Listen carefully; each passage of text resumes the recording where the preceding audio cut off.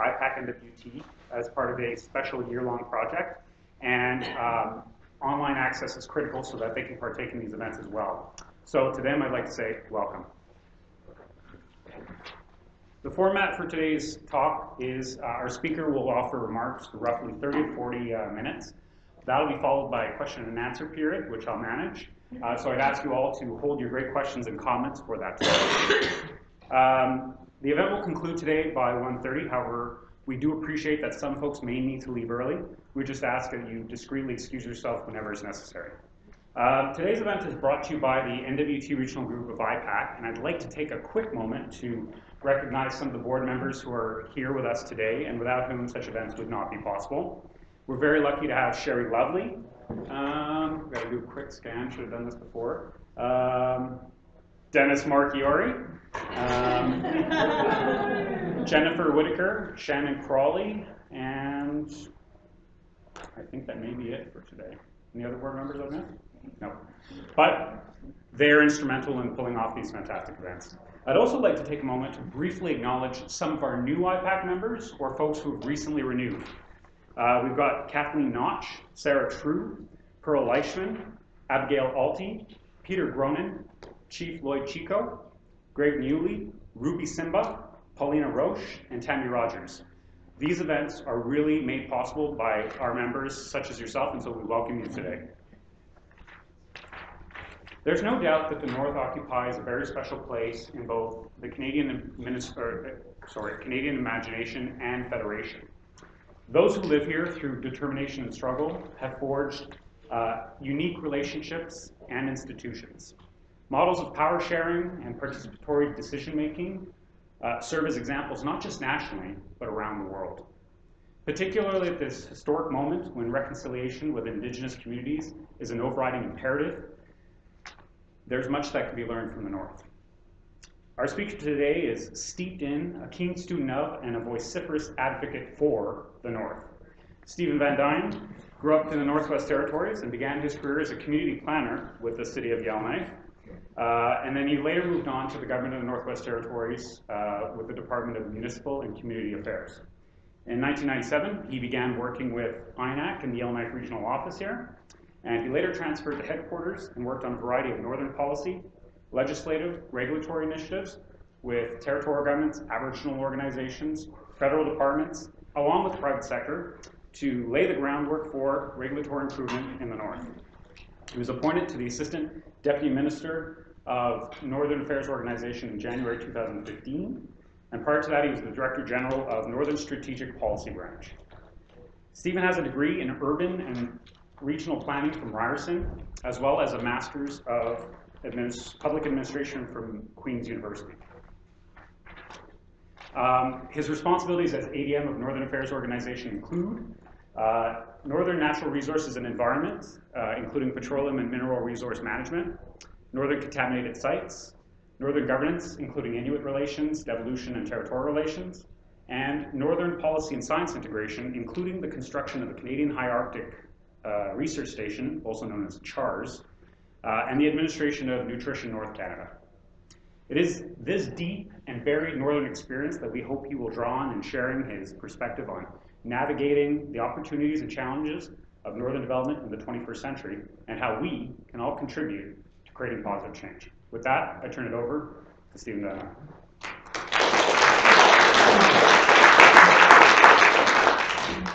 Good afternoon, everybody. So nice to see a lot of familiar faces and collect a few hugs that I've been missing over the last little while. It's as a Sir John Franklin graduate. Apologies to those that have endured St. Pat's. Is that my phone? Yeah. But we did win the hockey game that year in the grad, and so I've been reminding my friends and colleagues of that every year since. It really is quite nice to be here on so many different levels, not only to see friends and family, and just to be clear, for full disclosure, There were more numbers out here tonight or this afternoon than I expected. There is no kickback coming to me. I did pull in friends that have come in from weddings and other things that have participated earlier in my life, including my niece. She's here, but there's no kickback coming to me as a result of all of the funds here today are going towards your very successful conference that you're going to have next week. I'm really happy to talk. It's a very interesting time now, certainly in Ottawa, and I had wondered about what to reflect, what you would find interesting, and what we could maybe discuss through Q&A later this afternoon. And I struggled a little bit and then came up with some thoughts and then engaged some great people to help me. And so I put together essentially 3 themes to talk to you about this afternoon during the time that we have. The first theme, we're going to talk a little bit about the fact that the North brings a tremendous advantage, and certainly someone that has developed their career here, lived here, grew up here, and have it as my adopted home. I really think there's an advantage that we don't necessarily think about too much, certainly when I was here living and working every day, but it's important for you to hear about. I think, anyway. Managing transitions.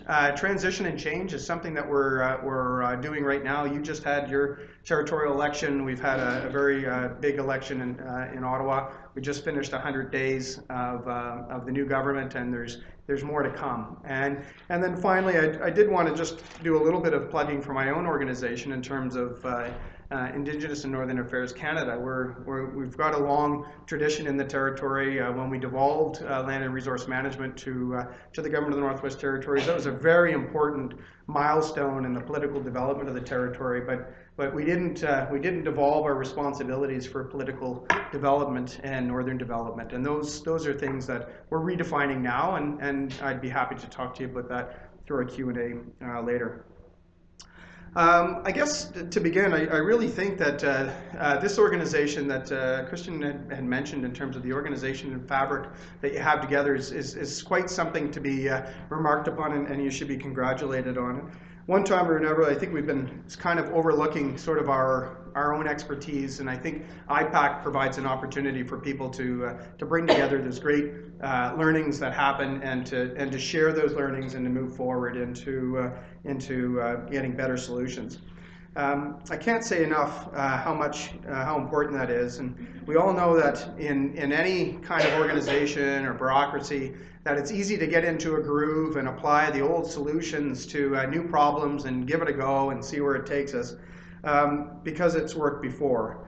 But I don't see that happening as a rule of thumb, particularly in the North, particularly here in Yellowknife and even City Council, where we're always looking for innovative ways to doing things. In fact, the North, in many respects, that we've seen in other parts of Canada, whether it's the lower mainland of British Columbia or Western Canada or Ontario and the East Coast in particular, that innovation is something that people actually cling to here and actually work towards on an ongoing basis, whereas the barriers south of 60 are just that much more present.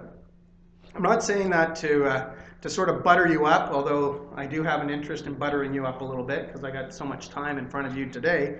But I do say that because it's been described as others as the single most innovative public policy environment in the world.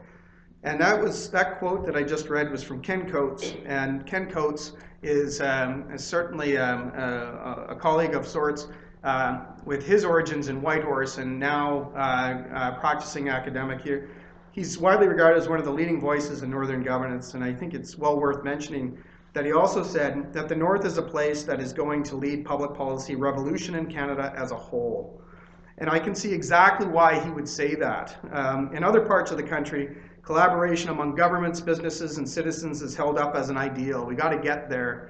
Well, here it's the starting point. You don't really get past go without engaging people and thinking about them at the front end of the consultation game or the policy development game. And that is actually an important piece to hold on to and to recognize as part of the Northern advantage. With comprehensive land claims covering more than 3/4 of the North, that kind of collaboration is not just desirable, but we've hardwired it. It's institutionalized. The co-management approach is actually not found in many other parts of the country or the world, and we've actually institutionalized it. And our four writers of those agreements actually had a vision in mind, and that vision has made itself into agreements. And now the real hard work of implementing those agreements is before us. They've created institutions of public government and co-management, which is a central system, and where we have agreed at the outset that rather than having lands administered for Indians on one side and public lands on the other, those co-management boards actually agreed that the same rules of the game would apply to both public lands and private lands. And that's where the beauty of the co-management system has come together. And one can only imagine whether south of 60 you would find that level of whether that existed, whether they wouldn't have the challenges that they have today. To me, one of the most significant, if not most significant achievement of those agreements is the possibility created by demonstrating that the collaborative approach to governance can actually work. In fact, when you get right down to it, these agreements themselves were very much a co-creation, the same collaboration approach that today forms the foundation of what I would call the Northern Advantage in public policy development. What that advantage amounts to is a unique way of doing business based on a respectful and inclusive engagement and collaboration, and an approach that recognizes the importance of consultation and the need to respect Indigenous and treaty rights. Now, certainly the approaches to this in the past have not been smooth. We have had a few bumps along the way. We have never had perfection, and I don't think I would ever stand before you today as a senior member of Indigenous and Northern Affairs Canada to say that we've got it all sorted. But that being said, there have been some things that have been tried, some things that have worked. There are some things that we know that we can continue to improve. But I know that the importance of consultation and the need to respect Indigenous and treaty rights is at the center of what the Prime Minister is calling as renewing the relationship. I had the pleasure just 10 days ago to be participating in a senior management forum, all the assistant deputy ministers in Ottawa. And just as an aside, the clerk spoke, and then the Prime Minister came to speak with us. The first time the Prime Minister has come to speak to ADMs. And as a personal aside, it was quite something, first of all, to see the ADMs. The ADMs, you got to blow your own horn as an ADM because, you're the ones that actually really get most of the senior management work done. Those deputies are out there, having their meetings and organizing stuff, but it's the ADMs that have been described as being the Tylenol for deputy ministers because they have to go in and fix the headaches. And they're also in the part of the organization, I should remember that this is being recorded. Anyway,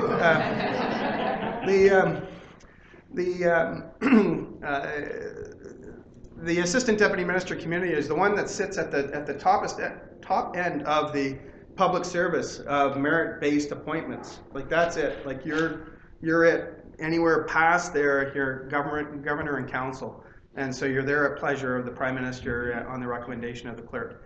And so that is in a very important space. That is the space where you are the custodians and the stewards of the institution as a whole. And you have some serious responsibilities to which you need to think about as you're trying to get things done. So with that, it was very good to hear the clerk and the Prime Minister speak to us in the very same day. From the clerk, Michael Wernick, who was a former Deputy Minister at Indigenous and Northern Affairs for many, many years, 8, and who I had a chance to work with, he talked about the challenge of the public service moving into the new dynamic as being enterprise-wide systems that allowed us to move people, money, and information quickly and nimbly. And that our ability to actually move those in such a quick fashion would enable us to stay ahead of the curve. He talked about the pace of change getting even faster and faster. We're now into a government, certainly at the federal level, which we've got my minister tweeting faster than we can keep up with the briefing notes. And so it's quite a different era that we're in.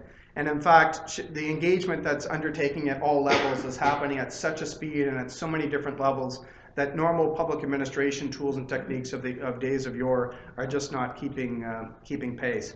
So that acceleration and our ability to move and adapt is really key. The other piece that the Prime Minister said that I'll share with you, which I think is quite interesting, and it put a little bit of a spring in people's steps. Our Prime Minister, as you know, our Prime Minister, has a little bit of energy. He has quite a bit of interest in engaging and talking to Canadians directly and doing so quickly. And with that, it's an infectious spirit of what public service is all about. And he, and I'm paraphrasing, had described the rare opportunity that we have today in this environment to work as public servants, both either as politicians or the professional class, to actually serve and make a contribution to Canada. And that's been something that I think all of us have been pulled towards in one shape or form as a calling to public services to help our communities out. And it's been quite some time that that's been reflected back to us, I think, from the senior political echelons of government. Now, we've been talked about the public service being neutral and nonpartisan, and absolutely we are. That is at the bedrock. That's why Canada is such a great country. We manage transitions. We can serve loyally and faithfully whichever government comes in. And I rest assured that while there's been some very positive outreaches and olive branches certainly to embrace public service and the importance of it, we know that there's going to be hard and frank conversations happening through the policy process, and we'll see how that advice is received. But you can rest assured that we will be loyally implementing it. So back to the Northern Advantage. I've been in the Ottawa bubble now for just about 15 years, and I have to say that my time within the Ottawa area has been quite influenced by the approach to the work that I've established here in my day-to-day in the North. And I would have to say that has been my key to success in terms of where I've been able to achieve where I am, at least professionally, has been back to the basics of what we do as a core business here in the North and the way that we do our work.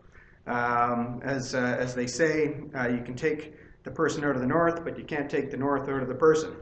And it's important to actually embrace that and know that because it is a bit of an envious quality that other parts and other Canadians really, when they get the chance, become so infected.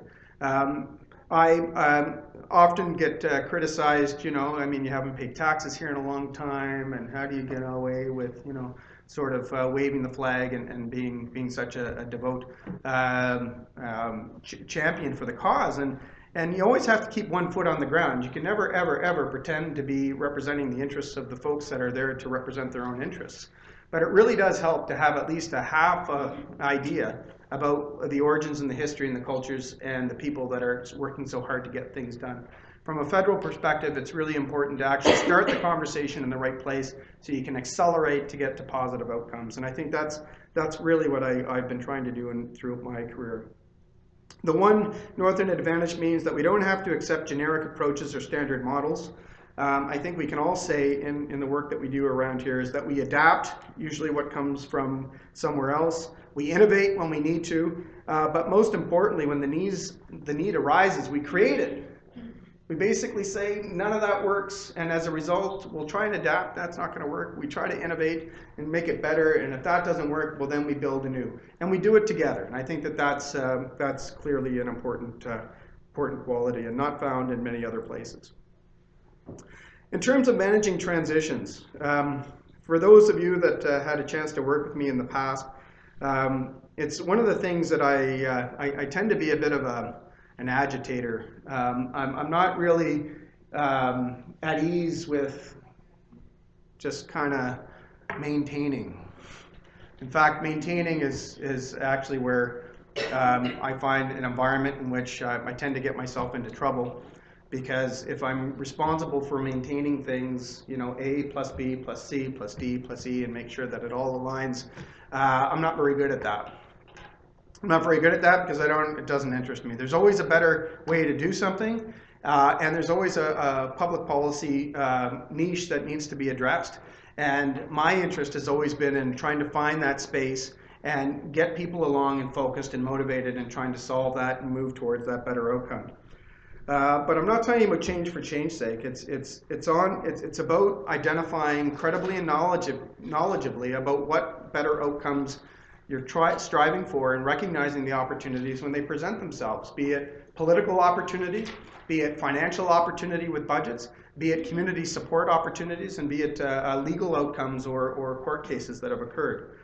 Along with making sure I've never been bored at work, and I can't say that I have been, it's recognizing that we can make positive change is when change is forced upon us. If we plug our ears and kind of go away, and those people want me to change, and I don't, it really is a waste of energy to actually try and stop the change.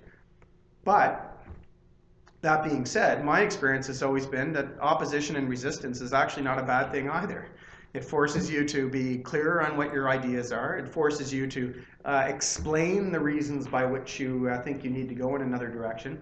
And it forces you to make sure that you've done the due diligence with respect to, do you have enough resources? Do you have enough human resource capacity? Have people trained? Are they ready to go there?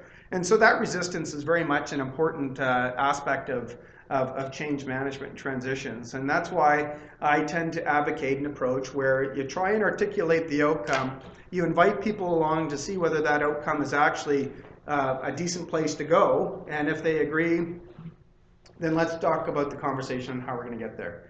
And let's make sure that we understand going in what the constraints are. Again, be it political, financial, legal, or human resource. So what I try to do is I try to get people excited about change, and you guys just haven't finished your lunches, are starting to drift down in your seats and wondering when coffee's going to come a little bit later. We don't have coffee here, by the way. But to get you excited really is about tapping into respecting what people want out of that change themselves. And if you can identify through people management the approach of identifying what it is, what gift they bring to the table, to the conversation about how they can contribute, it's amazing what you'll see when people feel a part of it. And sometimes it's about letting go, and sometimes it's about steering.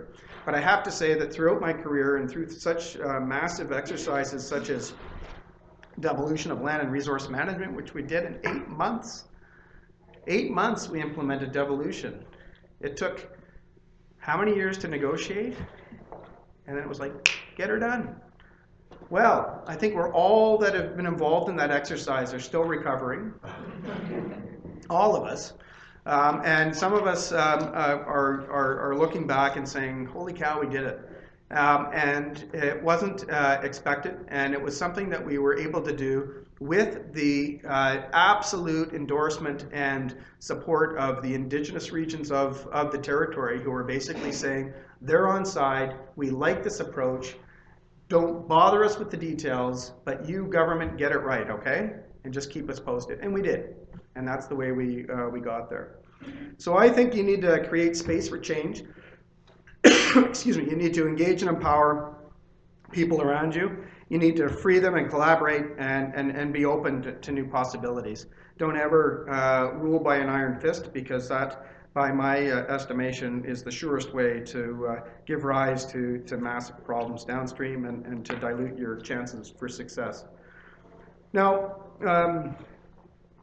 for me, I can answer maybe some of this in Q's and A's, so I'll just jump to the last part of my text today, and that's we're in the midst of, in my organization, a major strategic planning exercise as a result of the creation of the Canadian Northern Economic Development Agency, as a result of the creation of Polar Knowledge Canada, which we did last June, as a result of devolving land and resource management responsibilities. We had a number of important questions that were kind of facing us as an organization. You know, what business are we in?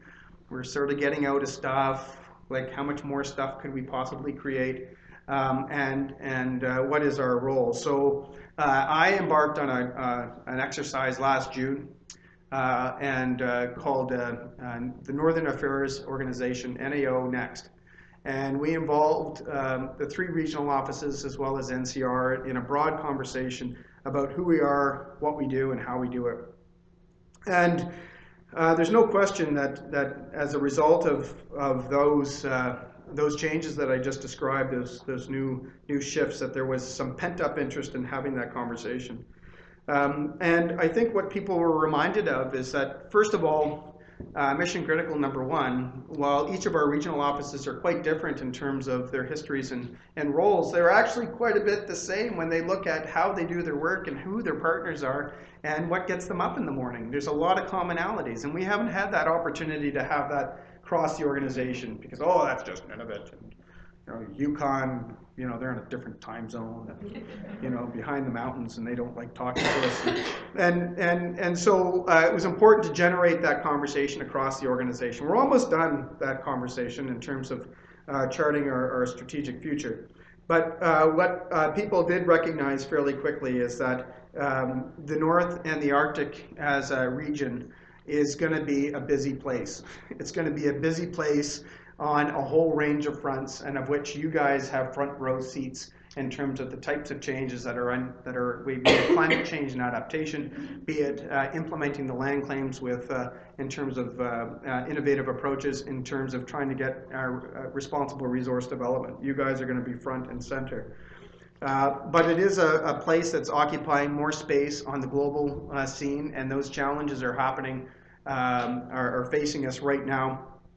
We've done things like northern strategies in the past, and we've done other exercises to try and chart a collective path forward. And I can't say that whether the government will choose to do some kind of strategic planning exercise in terms of a northern strategy. That's a decision that the others will take. But that being said, there's no question in my mind that the collaboration and partnerships are going to be absolutely vital and necessary in order to figure out how we're going to move forward on some of these big questions like climate change and adaptation. One piece that won't be a surprise to many of you, but is not something that I recall being very much in front of mind whilst working here, or territorially or federally or municipally, and that is the fact that there's this massive third coast up there, and that coast is an area of curiosity for not just Canadians and Inuit and land claim beneficiary holders. It's an area of curiosity for many countries around the world. And with climate change and adaptation now occurring, we're going to have to turn our attention to how we're dealing with what those changes are happening on that very important part of geography. So that's why we're not getting out of the business. That's why we're not picking up all of our toys and going off to work for Agriculture Canada or Heritage and talk about things in the past. We're here as an organization that's looking to reawaken our partnership and our collaboration approaches. We're very interested in making sure that we bring evidence-based approaches to our decision making, making sure that Northerners who we've invested the last 45 years in investing in local decision making and governance is not squandered, and those voices actually have a very clear and important voice at the table. We're very much looking forward to working that and moving that forward. So in closing, I believe there is really a wonderful opportunity. There is a brand called the Northern Advantage. I think we need to articulate collectively and to market and sell and recognize. I believe that that in terms of moving forward with a strong, inclusive, and vibrant North, the key to that will be how well we can work and solve our problems collectively. With that, I thank you very, very much for indulging me, and look forward to some interesting questions, and some that may have been planted. Okay. All right. All right. Well, perhaps I'll start off with one question, and maybe that'll get the juices flowing. So you talked about challenges and opportunities for Northern development in the 21st century, and as you know, IPAC has a keen interest in new professionals, given that they play such a critical role in the renewal and future of that public administration. What advice might you give new professionals in the room and following the webcast on how to make a positive contribution and seize upon those opportunities, as well as overcome those challenges that you've identified? Thanks. I would say, just from personal experience, and there's many people around the room that contradict if this isn't real. I have to say it's really, really important to find your passion. Find your passion. What is it that you're really excited about and care about? And then just let it ooze out of you in all the different conversations that you have. I've been a keener for a long time, but it's been keen with a purpose about better possibilities and moving things forward. Devolution was one of the things that I had wanted to play a significant role in from when I was in university, to be honest. I studied political development in the Arctic as part of my graduate studies. I looked at, in my senior research project, Government of the Northwest Territories' participation in federal negotiating teams. Because back in the day when the Nunavut claim was being negotiated, when the Dene Nation claim was being negotiated, the GNDP actually sat as a part of the federal negotiating team. They weren't even separate signatories. That's not that long ago. That's not that long ago. And then I am dating myself, but I was studying it. I wasn't doing it. So be kind. So it was that kind of political awakeness, that kind of political development opportunity, the fact that the North was charting its own future and a very vibrant place. It was also a time when Charlottetown was starting to really get going, and sort of this notion of Better Canada was certainly being discussed. So I think I was infected with the northern bug in terms of possibility very early. I brought that to my work, and I think that it's important to find that passion and bring it into your discussions. One of the career paths not taken was insurance adjusting. I was an insurance adjuster for a couple of summers, and I have to say, it was one thing that I realized pretty darn quick I didn't want to do it for a career. But what it taught me was, interestingly enough, was how to get things done in an office environment. And at a very young age, you learned about policy, you learned about what was permissible, and you learned about creative ways to investigate. And so I brought those with me. So I have to say, find your passion, get up in the morning, be excited about it, bring it to your work, and don't really be put off easily. There's a certain healthy tension between insubordinates and trying to find a creative way. When decisions have been taken, they've been taken. So stop, right? Stop and wait. Okay.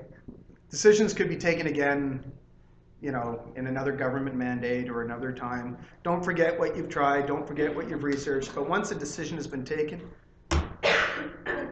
don't waste your energy, right? Support the decision, get her done, and then move on, and then figure out what you need to spend your time on. But if the decision has not been taken, and if the decision-making process is still underway, and if there's still room to inform and broaden the perspective, then chase down that lead, find that information, do that consultation loop, and close it, and move on, and be excited about it. Thank you for that answer in particular. I'm distilling this down a bit, and I kind of see it as 2 hashtags we might tweet live.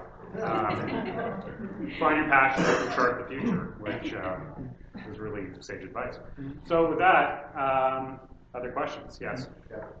First of all, welcome home, Stephen. Thank you. It's always a place for you here. Yeah. There's lots of oozing out here, so there's lots going on. But I've got 2 questions for you. First of all, I was interested in your NAO Next initiative that you're doing. I was wondering if you could elaborate a little bit more on that first before I ask the next question. For sure. So I think it's important for organizations to, thank you for coming. It's important for organizations always to have their hand on the tiller and find out where they need to be going. So I would encourage any organization to go out and do some kind of strategic planning effort every number of years. They can be light, they can be heavy, but just doing those exercises. And it's better, in my estimation, to have a plan that you can change than not having any plan at all. And that's kind of my starting premise, part of my undergraduate training. What we did, certainly with NAO Next, is I was able to say, okay, first of all, I was newly minted in my position, relatively speaking. We had gone through some serious changes to our organization. I had 3 key senior management positions that report to me vacant. And I had a federal election with a fixed election date coming at me at full steam ahead. And so I had to wake up my organization to the fact that the future was coming at us at a very high speed, and that we don't have all the pieces sorted. But I'm not going to wait till I get those 3 positions filled before I start this conversation, because it'll be far too late. So, I took a risk. I invited my management team that was there, actors and indeterminates, to partake in the discussion about moving forward. And then we brought in some technical resources to help us out. We brought some consultants in, but my interest was not for this to be a consultant-led exercise. This was going to be an organizational-led exercise. And just briefly, we committed to having the process finished more or less by the time the election had happened, the federal one. We drifted past that date a little bit, just in terms of changing events. But what we're able to do is have the consultants actually train staff from across the organization to be facilitators, which is a muscle that we've lost over time. And it was amazing to see how staff themselves were then involved in the discussions about who we are, what we do, and how we do it, and finding those commonalities. And so we're just about to land that, as I mentioned before. We have a very dedicated project team. Each part of the organization has a rep. And now we're talking about implementation. And so we've got 3 components of implementation that we'll be focusing on over the next little while after we land the plan. The first is we are looking at how our organization is aligned to be as strong and as nimble and as high performing as it can be, including the human resource skill sets that we want to make sure that we are looking at. The second track is making sure that our management framework in terms of governance structures internally are renewed and refreshed. We've got terms of reference dating back to the 70s, of some structures, and it's like, it's a little dated. So we need to freshen that up. And the third is sort of policy renewal, and we haven't really turned our attention to developing our policy skill sets that we need to deal with this rapid change that's coming at us. So we'll be spending a bit of time on that. So that's NAO Next. We did a fairly extensive set of interviews with former folks in my position, as well as other federal departments. We provide service to other government departments. We talked to a handful of partners. It wasn't a wide partner-driven exercise, but we did talk to some partners for some key questions and perspectives about how our organization is either serving them or not serving them. And we had a healthy amount of staff engagement about those sorts of things. So we're just about there. Yeah. Well, thanks, and that actually goes into my leading question, which is I'm involved in NACA now with community governance and dealing with the 33 communities. One of the things that comes up often is the communities themselves and the governance that they're involved in. They will sometimes not know, what INAC can do for them, what the GMT will do for them, what their role is as a designated community, for example, and or if they're a hamlet or a CTV, whatever. So I'm wondering if you can elaborate on the designated communities that INAC has responsibility for. What might be coming down the road for that? Like I said, in our involvement with these communities, some of them don't understand the differences or who's doing what, sort of thing. Yeah, I think there's going to be a little bit of muddling through, I think, over the next little while. And I think the biggest shift that's going to be happening in my organization, which shouldn't surprise too many people, is in the mid-90s was the first time that our Indian and Inuit Services part of the organization, we had a regional director general, and the Northern Affairs program, and that had a regional director general. And in the mid-90s, they came together for the first time. And I'd say that subsequent to that, the dominant agenda for the business in terms of activity was on the environmental and land and resource management side. There's a healthy amount of claims negotiation, no question, that we were supporting, and that was a big part of the business as well, but that was on a longer term track. Following devolution, getting out of that land and resource management responsibility has had an impact over the rhythm of the regional office and how it's focused. So we're going to be taking time to figure out and bring in and embrace more of that Aboriginal and implementation sets of responsibilities that'll permeate more. And we'll be able to go into conversations with the government of the Northwest Territories with a much clearer voice than what we had, I think, previously in terms of why are we there and what are we doing. It'll be what I call a more cleaner policy conversation. Yeah, I think there's an opportunity for working together as well. Yeah, for sure. And I think one of the things that just astounds people south of 60 is these designated communities where you've got a mayor who's the chief and council, right? And so that is a positive innovation. I don't think it's properly recognized as such, but we've got some work to do to take advantage of those. If I could put a shameless prompt in there, the community panel at the Northern Governance Conference will be more along this line, so definitely of interest. I just have to be registered, so. That's good. I was going to say, fantastic. I hope you got a discount. There we go. Yeah. My name is John. I'm a consultant. I'm an engineer. So in case my question is out of time, since we have brought climate change and adaptation, my question is about energy and energy mix, and also the deficit infrastructure.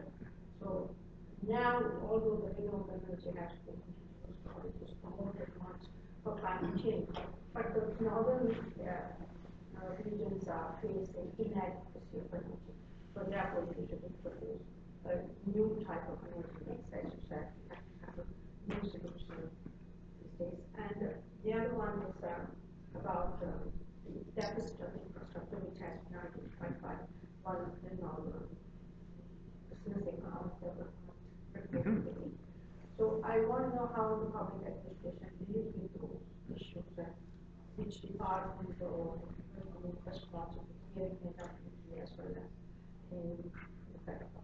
Okay, no, those are very, very good questions and very to point to today's discussion. What brought me to Yellowknife this week was actually I sit on I have a really kind of silly title called I am the alternate senior Arctic official. Yeah, Arctic senior Arctic official, and so Global Affairs Canada represents Canada at Arctic Council, and as Indigenous Northern Affairs has been a signatory to supporting the creation of the Arctic Council back in 1996.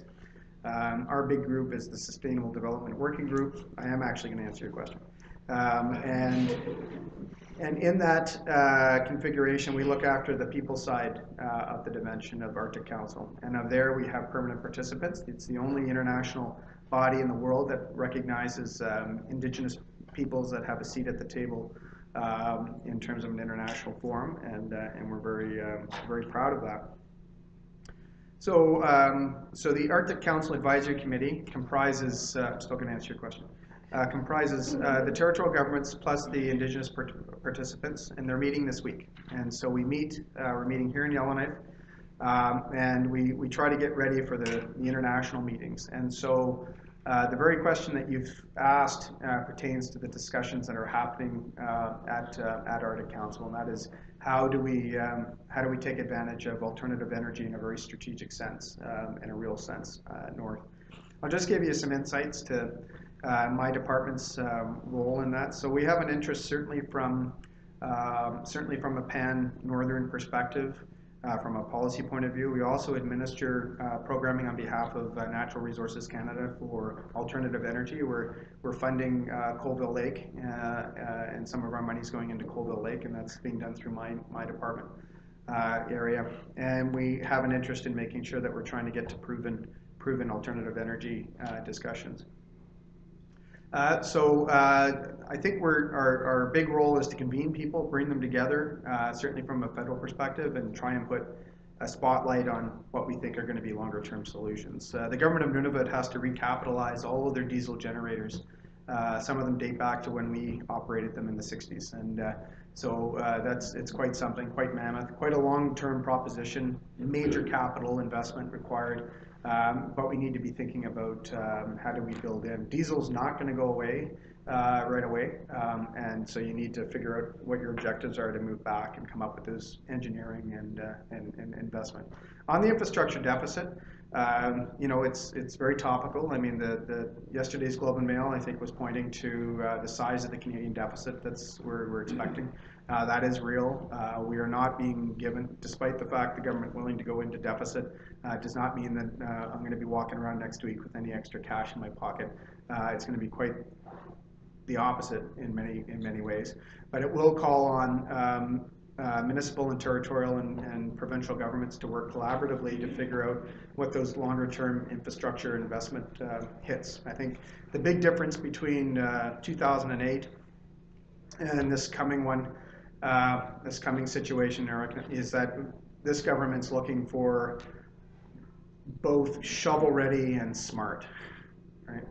So 2008, we were all hair on fire. The economy is going off the cliff, and we need to do something right now. And we did, right? We absolutely did. This economic environment's slightly different, still very serious. Growth is down, but the expectation is that we need to do smart investment for longer-term benefit, and so that's going to require us to think about those more strategically. Sorry, hopefully that helped. Okay. Yeah. So I'm interested to see the fact that you also have the nutrition work. Yes. And I'm interested in how that fits in with the rest of your portfolio and what you see as happening in that program, given things like the economic downturn. I mean, it was hard previously for people in small communities to get food. It's only going to be harder now. And from my past health and social services, that's a big deal for me. Yeah. So the government's done a couple of things sort of to speak to that. First was, I think, was very popular locally around raising the tax credit to up by a fair amount. And then certainly on Nutrition North, they talked about additional investments in Nutrition North. One of the things, what I was very happy to see is it occupied a lot of my time, Nutrition North, since 2011, is a couple of things. One is, despite the fact that it was implemented or born in a time of high controversy, it really did and is and remains a lightning rod for food insecurity questions. What it has done is it's actually awakened a much broader debate that needed to occur, and so that was a good thing. I mean, the government took some lumps, but it actually did awaken and force academic research, force other things to start happening that weren't happening before, and in part because of the way that folks reacted. The government's committed to getting it to a better spot. There's the criticisms that we've heard have been that it's not as culturally sensitive as it could be in terms of access to country foods. We've heard that the benefit, not all the communities that actually should be on it are getting it, and we've heard other questions. So we've got a fairly good amount of material to draw on. The minister in Norman Wells in January talked to representatives of the IRC, the Government of the Northwest Territories, and the SAW2 on their views on how to strengthen that program. And so I'm being encouraged to help strengthen that program.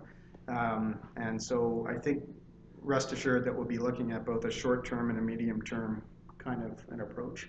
But the first step is going to be talking to the right people and then making those the monies go. The reason why it's in my department, that's a very good question. So hence we're not northern infrastructure, we're not northern economic development, we're not northern environment, we're not northern people, we're not northern income assistance, we're northern affairs.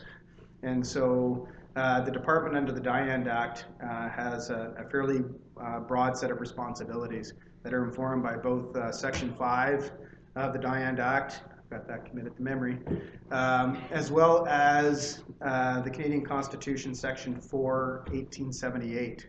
Look it up. It's basically Canada's unorganized anything else, right? So, and so that has found its way in this part of the department.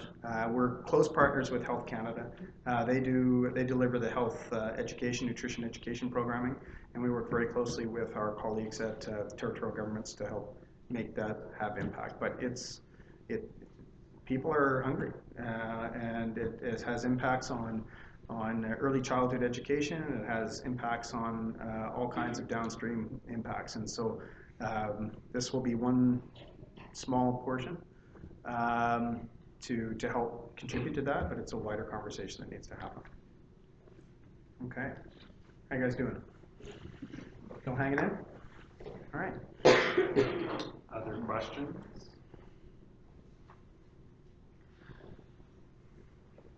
So this is a bit odd, but so we're lucky, I think, that you have such a love and a passion for the North, being in the position that you're in. And with this strategic exercise that you're taking on, you might be looking at new or different areas to be in. But how do you make sure that people who work for you, or the people who, I don't even know how many people you have in the field up here, actually have that same kind of caring and passion? How do you build that in? Is that a concern of yours? Thank you. In fact, it was an untapped resource in our organization, to be honest. We have 425 people that report to me.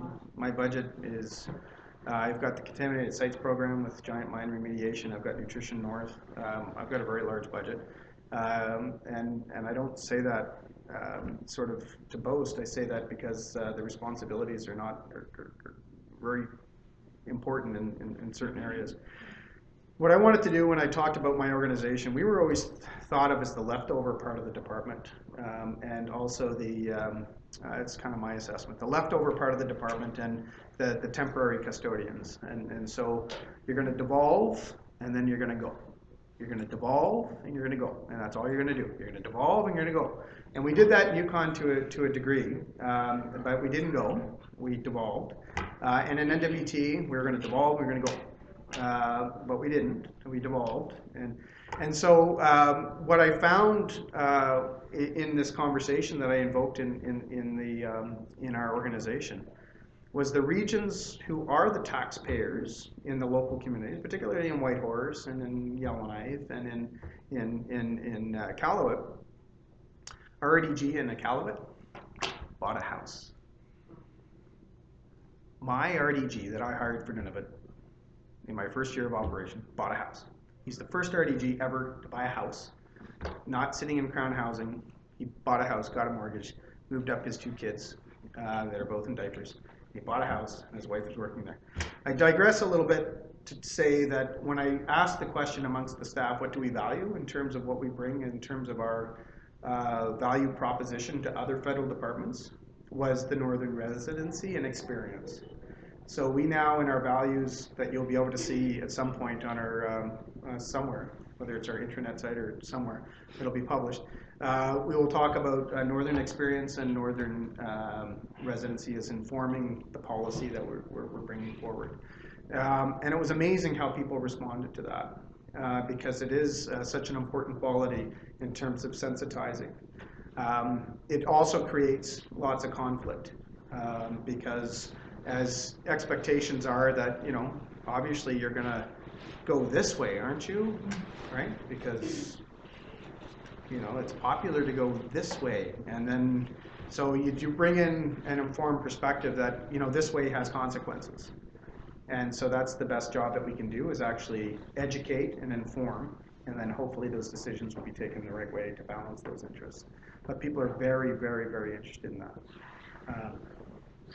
So hopefully it'll stick. Thanks for that. Any other questions? And if not, maybe I might ask a question. We do have three. I have an unformulated question. So my understanding is that AMP is actually one of the biggest users of cabinet time federally. And I'm wondering if you could just kind of elaborate on that, or how that relationship works, or if cabinet just loves talking about ANSI stuff, or other I can neither confirm nor deny. I can neither confirm nor deny. No. How you guys sort of mitigate that from a public service perspective? Yeah, no, we do. We got, I used to know the numbers. Like, we have at least 50 or 60 submissions that go to cabinet a year. You got departments like Heritage Canada that bring one, maybe, right, in a year. So it's a high volume business, and it's amazing that we don't have the information systems in our department necessary to support that level of business in terms of secure networks and all the rest of it. That's a whole other story. But part of that is the fact that through treaty negotiations, it's a whole of government approach. And so each of those treaties typically involve different heads of departments, in whether it's on navigable waters or fish or something. So it brings in that level of business. The other is that this is fairly constitutional, right? So 9124 of the Constitution is a fairly potent section that the government pays attention to. Privy Council Office pays attention to, particularly, and cabinet ministers want to be engaged. And I can tell you, it's not going to slow down. With the Prime Minister putting in every minister's mandate letter a key commitment to renewing the relationship with Indigenous Canadians. That's huge, and so we'll likely see more of it. It shouldn't mean meddling, right? It's not about the ivory towers meddling, but it is making sure that when the Government of Canada does make a commitment, whether it's an out-of-court settlement, or whether it's a treaty agreement, or whether it's a piece of legislation that's being passed, it does have the full perspective of government being brought to it.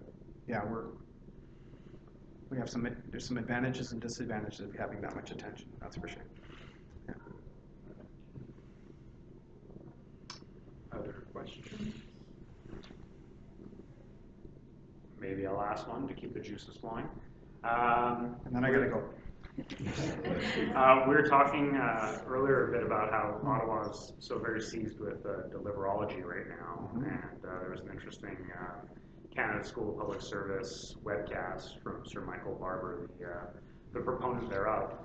And two things really struck me from that, and I'm kind of interested in getting your observations on this as it relates to the work that you folks do. But and they kind of, I think, pervade some of the questions we had here today. One is that,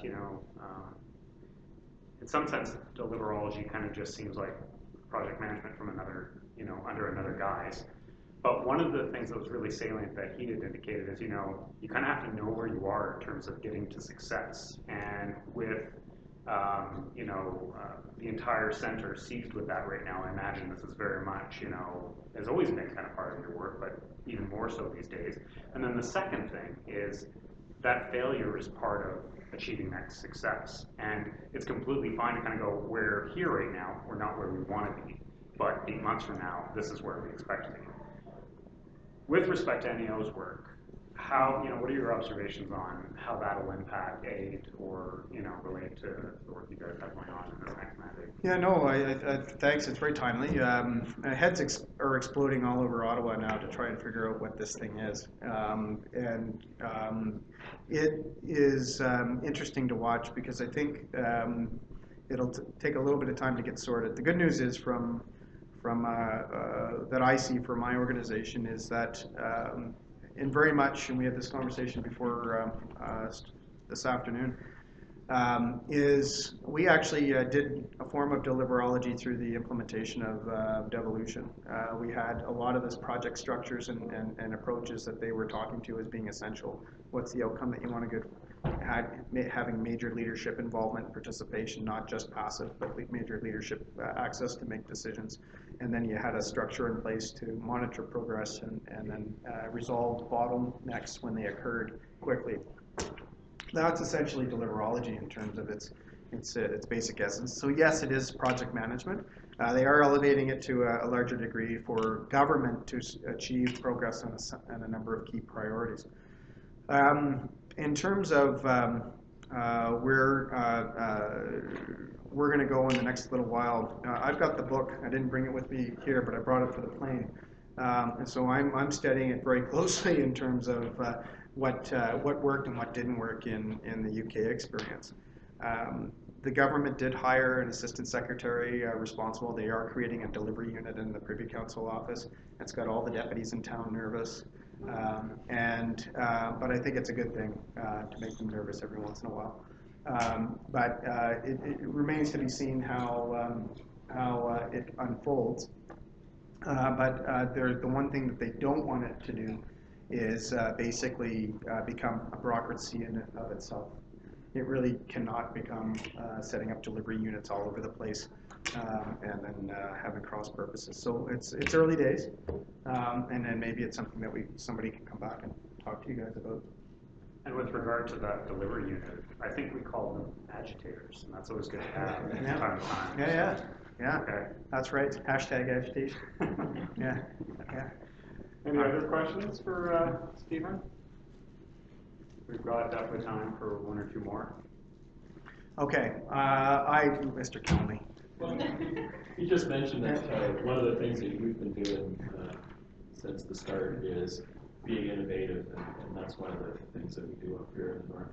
Are you going to lose all of your innovators to the deliverology team over there in Privy Council office? I don't think so. It'll be a small team, and there's lots of innovation for your guys. There's lots of innovation to be done. One of my first encounters with Mr. Kelly was, and it was a positive one, believe it or not, was the government of Northwest Territories was just introducing business plans. And so Health and Social Services, I was there for a stint in my career, and I was working with Ken Lovely, the Deputy Minister then. And we had started a strategic planning process. See a common theme in terms of my role. He was starting a strategic planning process, and we quickly converted the strategic plan into the department's first business plan, 3-year business plan. And we were a little bit marginally ahead of the game, and I had to walk over and tell Michael how we were going to do it. And his job was to tell me whether I was doing it right. And as it turned out, between that dialogue back and forth, it was the Health and Social Services business plan, which was touted as being the example for other departments to follow. So it was a good exercise. We had our performance indicators, we had all of the stuff. So it was a real cool exercise. That's why I'll always have a soft spot for you, Mike. You're still struggling. I know. If I could close, and I do have to run because I have a call that I have to connect with. I do have to say that it really is an important part of a place to work is in the north and on northern issues and northern activities. It's an important place to live. I have to say that just on a personal note, having moved here as a teenager and having been accepted so quickly in terms of my ooziness and enthusiasm around stuff, it really did create a positive reinforcement climate to get out there and get things done and have some fun. And there's few places in the country where you can actually come and land and kind of grow and have fun with as much ease and with some great people. And I was so fortunate to have that so early in my youth, but also in my career. And it's something that remains very important to me. So you have something very special, hold on to it, and try not to tell too many people. But according to the Bureau of Statistics, you should tell a few to have them come up. So thank you very much. I want to thank you so much for this fantastic talk today. As a token of our appreciation, we've got you 2 books. Only one of them's here right now. So this one is Deputy Ministers in Canada, a comparative and jurisdictional perspective, published by IPAC in 2014. So, Thank you very much. thank you so much. The second fantastic gift that we have is Secretaries to Cabinet, Searching for Leadership, Secretaries to Cabinet in Canada, University of Toronto Press 2008. We'll read that to you once it comes in. Brilliant. Okay. Let's applaud him again. Okay. I do want some final remarks before we let you guys out. I want to thank the City of Yellowknife for offering this venue. It's very kind of them. It's a fantastic venue and quite a fitting one for Mr. Van Dine coming back, so thank you for that. I did want to shamelessly plug the Northern Governance Conference, which is next week, March 1st to the 3rd. It is a partnership between IPAC NWT, INAC, the Government of Northwest Territories, the Quinchon Government, as well as the Johnson Sherman Graduate School of Public Policy.